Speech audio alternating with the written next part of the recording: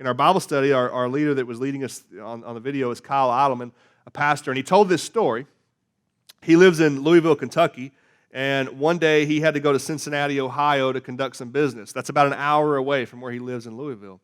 And so he decided to head home, and he'd been driving about an hour, which is about the amount of time it takes him to get back to Louisville, but he realized that he just pulled into a different town, right? He pulled into Lexington, Kentucky, which is also about an hour away from Louisville. He'd been driving about an hour, the amount of time it took to get home, but when he arrived there, he was in a totally different town, which is also still about an hour away from his home. What he realized is a common mistake that many people had made. I even looked it up on a map to get a reference. When he was leaving Cincinnati, there's a point where Interstate 71 and Interstate 75 split off, and it's easy to miss. He explained this, and I looked on the map. It's easy to miss, and it's a common mistake. He took the wrong interstate, took him to the wrong town, drove about an hour, which is how long it should have taken him to get home, but when he arrived there, he was still an hour from home. And so the point of the whole story is he said this. He said, I was driving on a road that felt normal. All the landscape around me looked normal,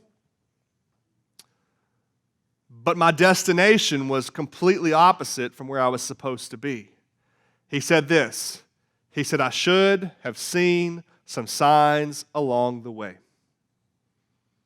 Does that make sense? He said, I was driving on a road that felt normal, looked normal. Everything about it in my intellect and my emotional experience felt like I was heading in the right direction. But if I had been paying attention, there were signs all along the road that should have pointed to me that I was on the wrong path. And so that's what James does here for us. As he talks about worldly wisdom versus godly wisdom, he gives us two lists of what these two types of wisdom each produce in the life of a believer.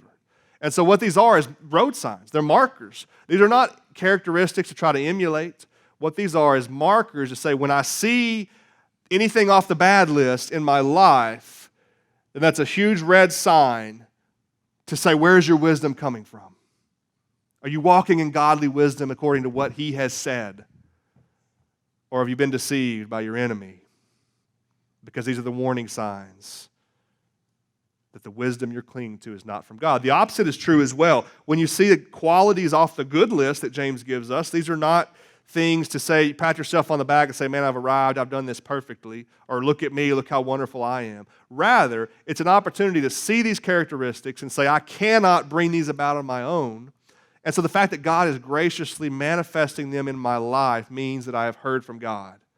I have treasured the wisdom that he has provided. I am living it out. And therefore the fruitfulness that comes out of my life shows that it's godly wisdom.